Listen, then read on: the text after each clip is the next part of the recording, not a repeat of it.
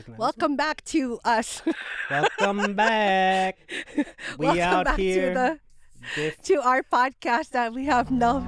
We need the.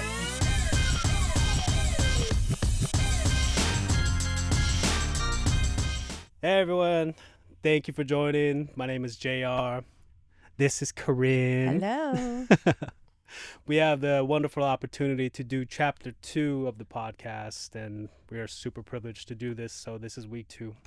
Bear with us because we're still learning this entire process. But where we left off at, the previous podcast, chapter 1, Yes. chapter episode, we're working it out. We had talked a lot about GERM, Yeah. which is a documentary that I am creating alongside my homie John Pham about my eldest brother who had passed away due to gang violence. But we did talk a lot about me and my situation and everything. But really, I do want to ask the doctor in the room, how did you end up in this field? Like, what motivated you to become a social worker? What was your thought process? Like, How did I end up here? Such Yeah. a great question. First of all, I think what's so interesting with you and I, just kind of tying in our relationship too, is that when I find certain people, especially other philams, right, who have an understanding or an inkling of similar experiences that I had, which I'll share in a bit, there's something about that, right? There's something. It's almost like a trauma bond, like not necessarily a good thing, but Yeah. but it is a good thing. It is a good. In a There's bad way. something there. There's Yeah, yeah. something there that and because of the way you dress too, I was like, this guy. You don't dress like the other millennials, JR, or how do you Sometimes. identify? JR No, works. no, Jesse, you JR works. No. Yeah, right now. So I think because you had shared with me your experiences with your brother, there's obviously there's that connection there. So, for you, losing GERM is like your catalyst, right? Your driving factor for how and why you came into this work. So for me, it's funny when people ask me that. I know for me, when I think about how I started, and yes, I'm a professor now, so I teach full time. I am the lead professor for human services and social work at San Diego City College. You know this. What else? You spoke in my classes.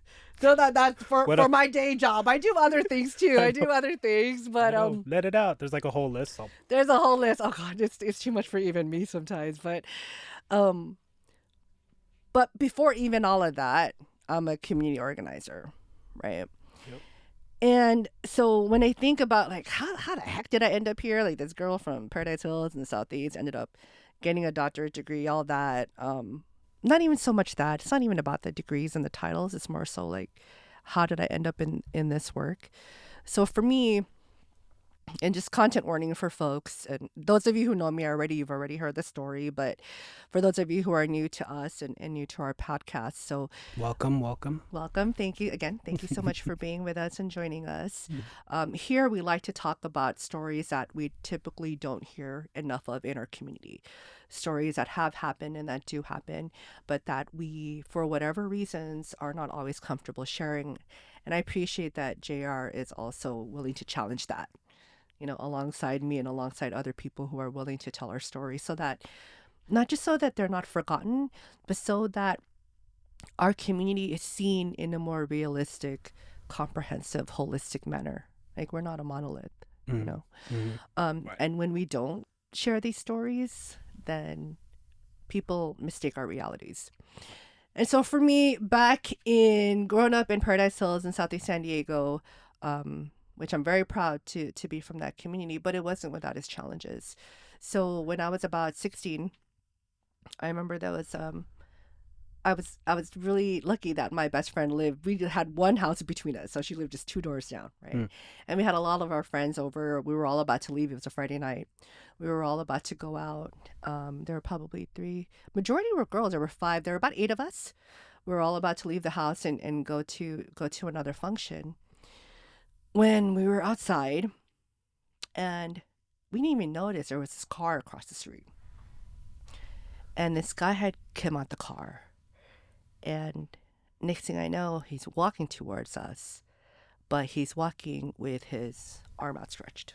Mm.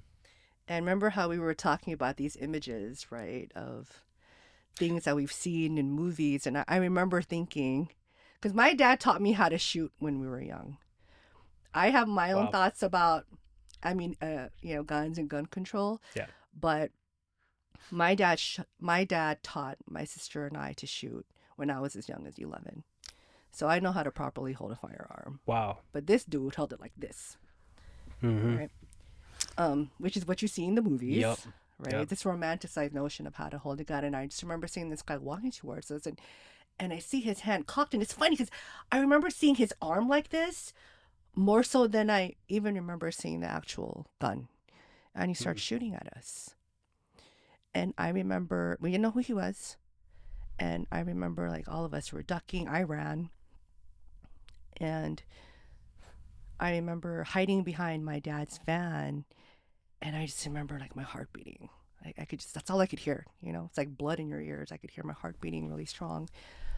And then I remember thinking, because just, oh God, not even a year prior to that, we had lost another friend. So rest in power, TJ Alcantara, who we had also lost, unfortunately, to gun-related violence. We had just buried him. And then I remember thinking, oh gosh, like, are we next? Mm. Are we going to be the next funeral? And then I came out. I remember hearing my friends crying.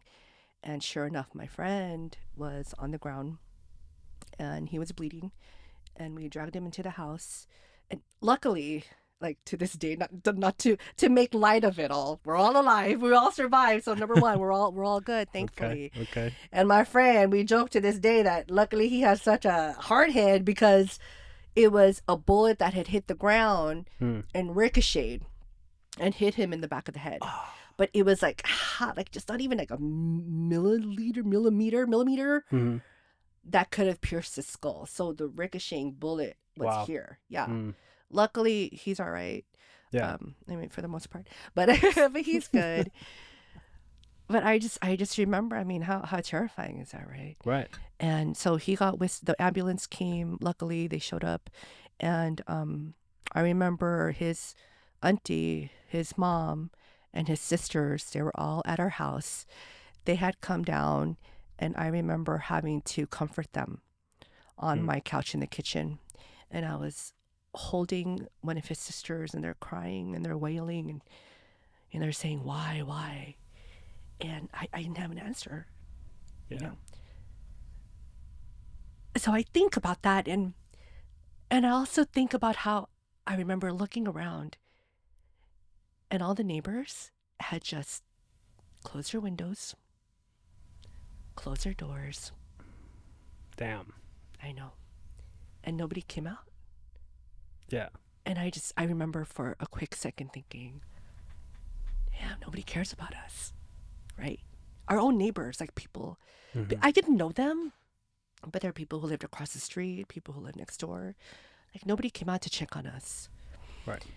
And so, it's interesting because there's this, and I can't remember his name, but I remember hearing a talk recently that challenged the notion of addiction.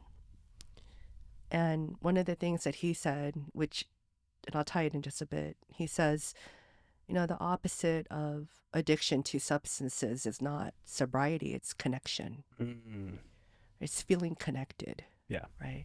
In the earlier chapter, you and I had talked about how, for me, GERM is powerful because I connect to that.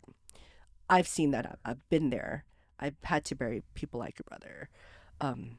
You remind me so much of a lot of the guys that I know, And so having that kind of connection is so integral. But it's an important thing, right? Yeah. So to not feel connected to community Right. was heartbreaking.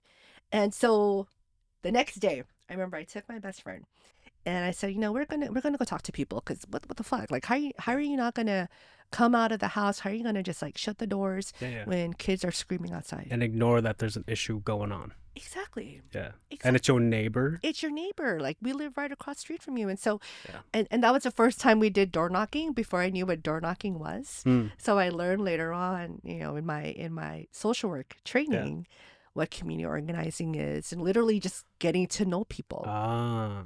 learning how to knock on doors, learning how to talk to people, Right. learning to educate people on issues that are important to us, right? Right. So you knock on doors and We getting to knocked on know. doors that next day. I was like, hey, we just want you to know, like, we were the ones who were affected, and we're okay. And they were like, oh, okay. How But old were you guys at the time? about 16. Wow. Yeah, 16, But 17. and you find it within yourself to be like, Yeah. were you kind of like upset about like your neighbors not coming out, and then it just fueled you to like, hey, Yeah. we're good, but also, hey, I'm Kirin. Yes. See Yeah. my face. Yeah. Like, I'm a human. I'm a human being. I'm a young person. Sometimes you have Damn. to remind people that we're human. Yeah. You have to remind people who we are, Right. because it's so easy to not care about other people when you don't see them. Right. When you don't see them, right? Like, this, Yeah. working in homelessness outreach. Yep. It's so easy for people to just ignore Yep. the humans right there, Yep. right? And when they're when gone. they don't Yep. see you, they don't give a shit about you. Right. And the thing that night too, I remember, I'm so grateful for my parents. I'm just so fortunate that I even have my parents around. But I remember that night, my mom was like, "We are moving," and I don't believe, like, your parents, right? They're like, "Oh no, we're not. Yeah. Our lives are jeopardized. We're moving." But my dad, he said, "No, we're not. Like, I'm not letting anybody run us out of our own home. Mm. We're not gonna move." And so that always sticks with me to this day, how my dad was like, "This is our home. This is where we're gonna stay. No one's gonna run us out." And so that whole concept to me of like, instead of having to leave, depending on the severity, because in your situation, Yeah. that was a lot more dire. Mm. But that stuck with me too. How do we instead strengthen our own communities from within, right? So that's why we've made groups like Made in Paradise Hills. Props to J.R and Diane over at Stoics. We created that movement. We've done Project Rio, even though they're not active right now. There are all these families who are trying to do good work now Yeah. in Paradise Hills, who came up around that same time. Let's go. But for me, that was the catalyst. I don't want things like that to keep happening Right. in our Right. communities. So I know growing up, like when you're like specifically like in your teens, I just feel like every single person is just trying to fit into some sort of group and who is going to accept you, right? Then you realize that it's not necessarily the group that's getting in trouble to a certain degree. That I also feel like, because I don't know what scenario of anyone like targeting your group at that time and just shooting at you guys. Yeah. Like, but I mean, that's not like the point. Like, it should never even get to that point where people are just they just want to kill each other for what exactly? It's for what, respect, or it's for, oh, this person like pissed me off, or whatever the case. Like, how did our communities and groups of people end up getting to this point? And the fact that you were able to use that experience and you're like, this is how you guys see that life is supposed to be. The neighbors are just looking at you guys just like, oh, this is another day. Let's close it. We're not going to interact. Badass kids. These are just some bad kids. And you're just going to use that as fuel for yourself and be like, hold on real quick. I matter. I make a difference. Like, I'm going to make a difference one day. I want you to know who it is that I am. Then fast forward to who it is that you are now. Yeah. Like, that's it's incredible just to kind of see who it is that you are now from all of that. I'm sure if you were to say what's up to the same neighbors, they'd be like, oh, this girl. Yeah, I know. This group. So I just find it when people, when they get to a certain point in their lives, because I feel like when you see a ton of people in like higher positions, let's say doctors, professors and whatnot, like, or even artists that are super well known, let's say. And what I really respect about the ones that like I admire is the ones that they tell it how it is, and it comes from a truthful place. Let's say I could appreciate music and type of hip hop tracks that get produced. Mm-hmm. But what really draws me to the artist is when it's during their interviews and when they're able to express like how it is that they grew up, because it has a lot more attachment. Um, like is the music is so much more powerful because it's like I know where that fool came from. Yeah. This fool went through all of this and the message through their music is so much more powerful. Mm. In the same context, when there's someone like a doctor Mm. and you're able to express all these things that you have gone through, it means so much more. It's like a respect. Like that's instant respect, not just the point when you were like you just became like a doctor. Yeah. But even before, it's just like, dude, this person. And then that's why I find uh, you're very relatable to me. Yeah. And at first, I didn't even know you throughout like my entire life, Yeah. and it wasn't until the past like 4 years that I found out who it was that you are. But you opened your arms so welcoming to me that first moment that we had FaceTime. I'm like, damn, she's hella cool, and she invited me to her class. What does she see in me? I'm like, but also, dude, she's like my sister. I'm like talking normally to you, and just for the record, we're not related. We're not related. Yeah, By blood. like Chosen family. yeah. Chosen family. Yeah, we're not related, but it felt like, dude, that's my sister. Like Yeah. what? Like just straight up ate vibes, and I never had one before. Yeah. And the fact that you represent yourself well in the community was that instant respect. Like, yo, that's my mentor, like legit. And when you called me that, oh yeah, I'm like your mentor. It literally stuck with me so hard. Oh. Everyone that like I don't mean to gas you up or nothing like that, but Okay. when I talk when I talk about you with like other people, Yeah. yo, that's my mentor. Like I light up, and when people know who it is that you are, and there's so many people in the community that know who it is that you are. Can't get away with anything. True. Your secret. No, I'm just playing. No, so I work in the field of homeless services. Yeah. There's a lot of outreach workers that are out on the field. They're contributing their work to help out the community.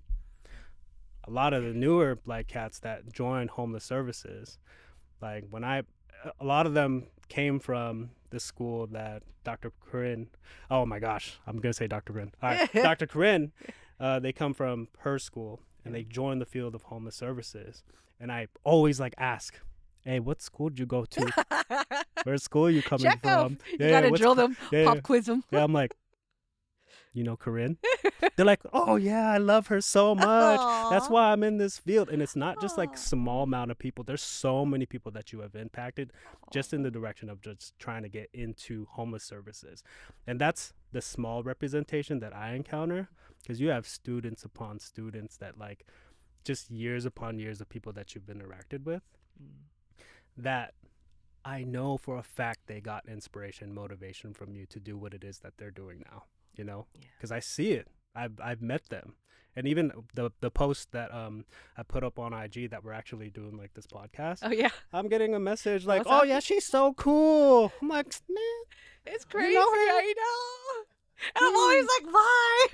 It's weird. It's weird. It's a weird thing. Yeah, and it's a great thing. It's like that's why like when you're able to share like who it is that you are, like where it is that you come from and where it is that you're at now, and you're still representing your hood and you're doing meaningful work, that's a strong independent woman representing for our communities and our culture. You know what I mean? And I feel like there can be a lot of us like that. The younger generation that could be like that too.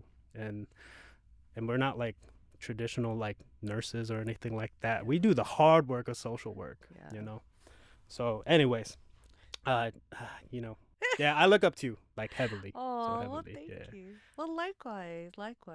I mean, I don't have you come speak to our students just because, like it's important to me that they hear from someone from a good place, right? Like a place of a place of strong intention. Because it's interesting to me in this work. You'll meet a lot of people who they do this work, but it's I don't know.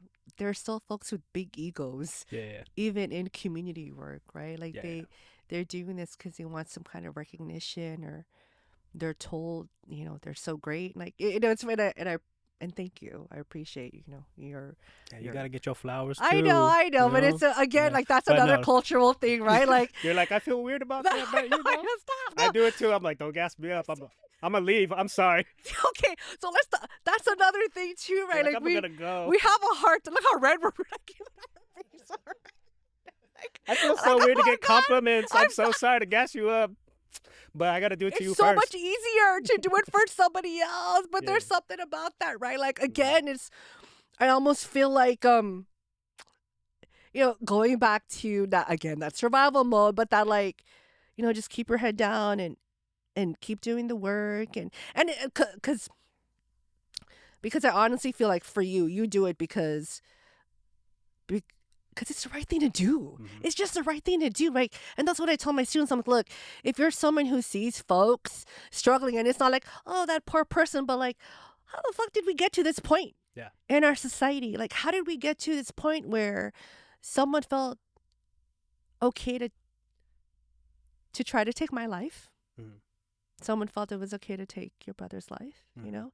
And to this day, I tell people this. If I could speak to the dude who shot at us, I totally would. I have no idea who it was. We were questioned, when after the day after it happened, which by the way, there's another like a part, like an epilogue to that because when I was still a student, Yeah. and I won't name the school, but Yeah. I was pulled out of class by an officer who was brown like us.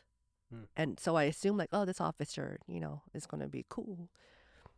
But the way he drilled me did not make me feel like I was someone who had experienced harm. Mm. He was like, well, what were you guys doing? What were you wearing? Right. Were you like it was questioning. That's harmful. Like, it's harmful, and I did not feel safe. And the wild thing was that I was by myself. Like there was no Mm. teacher with me, there was no counselor with me. My parents didn't give permission for that to You're a happen. minor. I'm a mind, but that can happen, Yeah. JR. Oh, I know. Yeah. Yeah. So And that's not okay. and it's not okay. Like so again, like I'm thinking this happened what 10 lifetimes ago, what 1994? It's 2025 and I'm still hearing from friends whose kids have also experienced like that kind of line of questioning, like these again, just how do we keep our community and how do we keep our youth safe, Yeah. right? Right. But again, if I had the opportunity to speak to that young man who shot at us, I wish I could. What would you say to him? Like, why would you talk with him? I would love to have this conversation. Like, what was going through your head at that time? Or maybe not. Maybe he doesn't even know if he would even want to talk to me. Yeah. But my big question would be, look, you did this to me and my friends. Mhm. Luckily, we're alive to tell the tale. Mm. But would you join me in making sure this shit doesn't keep happening? I want to add on to that. Yeah. Okay. Yeah. My brother got killed. Yeah. Got shot. We don't know who did it You still don't know to this day? to this day. Nobody was ever charged or anything? Nope. Isn't that wild? Yeah. And I told myself that if I were to ever have this conversation with this dude, Yeah. that I wouldn't like make this accusation. Like, I mean, if he was like a piece of shit or they're Yeah, a that's piece a of shit, different that's story. different. Like Sure. to this day. But because of the years that I was able to heal and process and understand that people's choices, that I believe that every single person, no matter what terrible thing that they've done in the past, that they can change into a positive person. You're such a social worker. Yeah, Yeah. that's why I'm like, I relate with you so much. Like, I've never heard that. Dude, same thing. Yeah, like, yeah. That's why I'm like, I never told you this No, you before. didn't. I The never fact- asked either. What happened to that guy? Dude, I'm at this point in my life that if I were to have a conversation with my brother's killer, Right. and if he was cool, I would tell him it's okay. Like, it's like, because I would ask him the same things. Why? Yeah. What happened? And not even to the point where, like, I'm not trying to get this person in trouble or nothing like that. I just want to genuinely know what happened. Yeah. Because literally the mindset that I was able to develop was that, bro, probably this person was a human being, and probably my brother did something that pissed him off. any of those circumstances may have happened. But at the same time, never wanted to hold on to that like anger. Who killed? Doesn't Who? do you any good. Not at all. That's why I really feel like when people are holding a grudge, Yeah.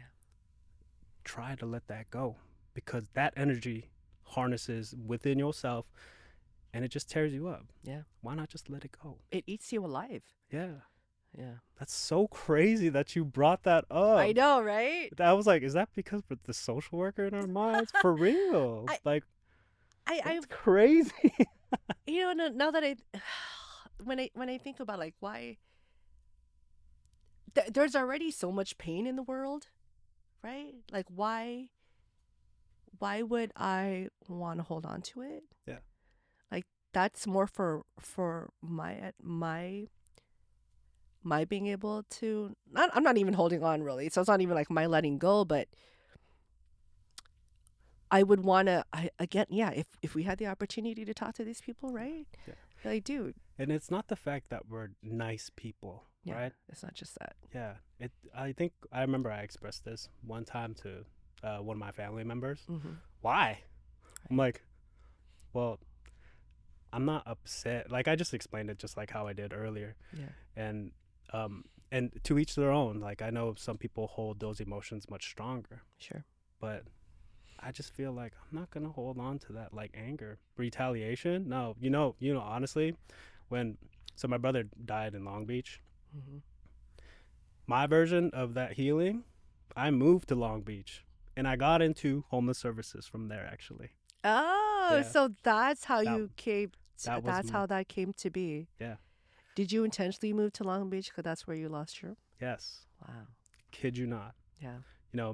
My I had this opportunity to go out to Long Beach because originally I was working in education. Yeah. Right. Okay. And I was like, oh, dude, I have this opportunity to go to Long Beach. And I had to explain to my parents, my family, because why am I You're like, going why are to you a go- place? right. Yeah. Why am I going to a city that took away something from us? My Right. parents were like, I don't get it. I'm like, but I'm not that type of person. Mm-hmm. I'm absolutely like a different type of person that I wanted to understand. And my form of retaliation was, and I didn't change any that much from Long Beach. Okay. I didn't, what I had got out from Long Beach was my actual current career. I went out there. Couldn't find a job in education. And I found this one job. I was housing homeless veterans. Yeah. The city of Long Beach noticed that I was like, they wanted me to join the city of Long Beach on their outreach team at the time. And I'm thinking to myself, I should have took that job, but I didn't. I was like, oh, I still need to learn. I still need to learn outreach.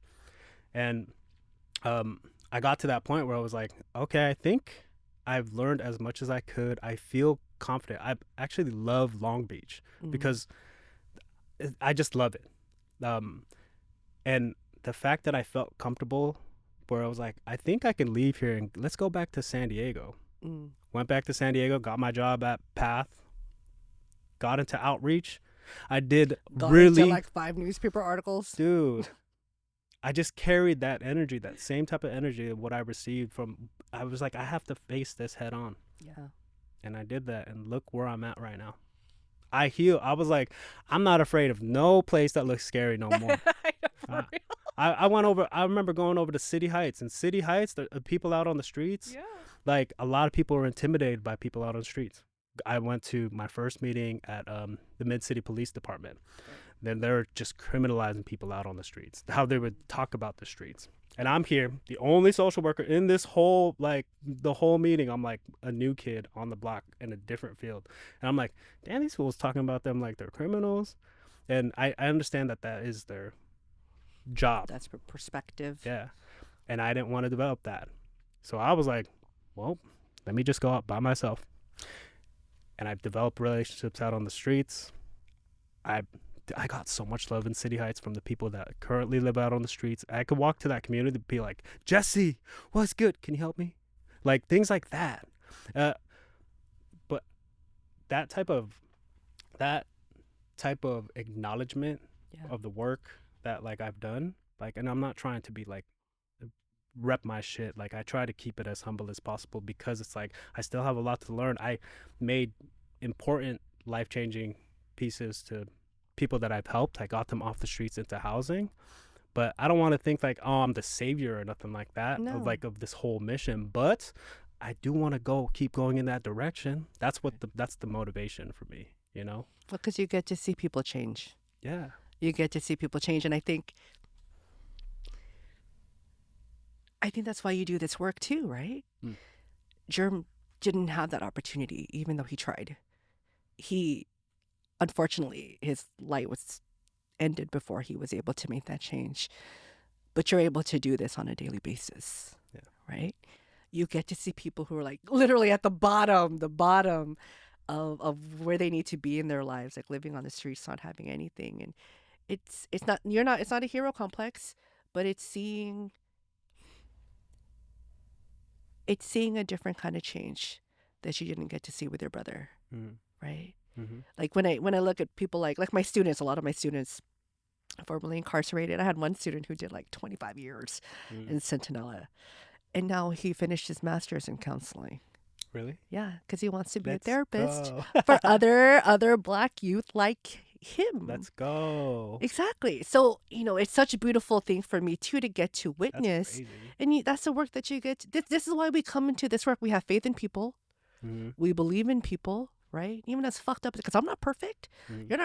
I haven't talked about it, but I've made some big mistakes. I've hurt people too. You want to elaborate on that? No, that's for chapter like 12. That's for later. Everything has a statute of limitations, so you can't charge me with anything now. But again, like that, just to put you on blast. I know, right? We got it, boys. I'll just play. Shh, we don't talk about it. No. But having that faith in people, and just being able to see that change. Yeah. Being able to see that change, and then seeing again, it's like seeing people as human, the way I wish that they had seen me when I was growing up. Yeah. You know what I mean? So it's like, it's those full circle moments that we make. Right. I know we could talk all about this, and honestly, I'm like loving these conversations. And plus, I'm getting to know you a lot more, and it's truly like we are lining. We think alike, and we care alike too, and it comes from where we grew up at. Yeah. I mean, it came from a place of pain, but thank God. I always, we could have ended up so differently. I tell my husband Ben all the time, I'm like, man, I could have ended up a very, very different person. It's by the sheer luck of the people who do love me and the people who love you, right? That we turned out okay. Yeah. And that we had opportunities like education and this work, and we just see the world the way we do. I'm so thankful for it. Yeah. Because I could have been a much different person than I am today. I feel it. Right. I feel it. Vice versa. I could have been way different. I could have been hella fat. Stop it. Yeah, I'm just playing. We haven't even talked about working out. That's going to be another chapter to this too. I know, right? There's like a fitness chapter. I'm not a part of that chapter, by the way. Hold on. Not yet. Wellness, health and wellness. I mean, you do a lot though. Like I feel like I find out more things about you. Like I know you watched like the trailer and you said something that you were was it the director of arts? What did you do with? Oh, I used to be. So right now I'm the vice chair for the California Commission on Asian Pacific Islander Affairs. We're a statewide commission. We uplift issues of our Asian American Pacific Islanders throughout the state because California has the most APIs in the nation, right? So that's just one thing I do. I just every time I'm like, what haven't you done? That's why I'm like, this is why I teach, because I'm tired. I want other people to do this. I'm getting tired. This is why you get sick. I know. No, I'm just kidding. Take care of yourself. Yeah, no, I really am. Yeah. What else? Oh, so I used to be the chair of the Cultural Arts Commission for the city of Chula Vista. Yeah. And then I was a commissioner for the Commission on Arts and Culture for the city of San Diego. So that whole like creative side of me does exist too, but that's also why I appreciate any kind of creative art form, storytelling form that's beautiful and well done, right, but also ties to grit and pain, but uplifts that pain. Right. into something more purposeful. Right. That's yeah. Yeah. That's dope. And that's what I think the work that you're trying to do, not even just on the streets, but making this documentary too. That's why I think it's so critical also. Well, I appreciate you sharing with me Likewise. all of that. I mean, I think that there's a lot more about you, Yeah. and I think there's a lot more That'll about come me. in the future. I think there's a lot of conversations with other people Yeah. that we can have and just continue it. Yeah. Because not just like our stories, there's a ton of people that are out there, not just Absolutely. Filipinos, Yeah. and they're doing meaningful work, Yeah. like legit shit. We haven't asked them yet, but we'll ask Dizzy. We'll ask them in the episodes. Okay. Just that. No, just kidding. Yeah, you want me to? You want both of us Go too? ahead. You Okay. you got it. You got more of the list. I'm like, because shout out to the Kuya. I want him on here for real. Oh, it's his birthday today. Oh, for real? So Oh, Kuya Ron Galito, who we are going to, I haven't even asked him yet, but I'm telling him right now I know that he's we're going to have down. him here. But you got to meet him. You met Yeah. him at the round. He even told you like, hey. I was trying to put him in the documentary, but I'm like, dude, hey, talk here. Come on, we got this path now. Come on. But, Yeah, no, but he's another person who's, he's had a life, man. He's had a life, and he'll share that with us and with other people too. He's shared it many times before, but he's also someone that I look up to and who I have so much respect because he's same thing, taking that pain, turned it into purpose, does so many things, just being there for other people, right? Like it's amazing, just even this. Just being there for each other. I mean, me trying to get you into, certain graduate school programs and one things day. like that. Yeah, I know. One thing One at a time. day. If you Brought did, you to an orientation if you and everything. did it at 47, Exactly. I got a lot of time. There's No, I'm time. just playing. No, there's time. No, for real. No, I'm there's just playing. time. I'm just kidding. But folks like that, right? I think he's someone that we want to have. Shout out to Dennis Dizzy Duan Dizzy. from the Duan Foundation. I heard a lot about him. Yes. Have you met him yet? No. You have a connection, though. Dude. He has someone who's working on the documentary that's he's connected to. So he does our sound. He did a lot of, he was there for a lot of the interviews with my parents and my family. Okay. Who is it? Like one of his wife Lori? is a tattoo artist. Her name is Mello. Oh, okay. And she works with him. She did her apprenticeship through him. Oh, actually. okay. And so he had brought Dizzy up a long time ago, and I'm like, oh yeah. Fast forward a couple years down the line, you brought him up, and I'm like, dude, it's meant to be. It's legit meant to be. So, shout out, please. We're gonna have you too, Dizzy, and again, there's a bunch of other folks that we have in mind. We'll release them as the time comes, but yeah, just again, more of these stories that need to be told, need to be shared. Right. Yeah. I appreciate you. Likewise. Thank you. Let's go.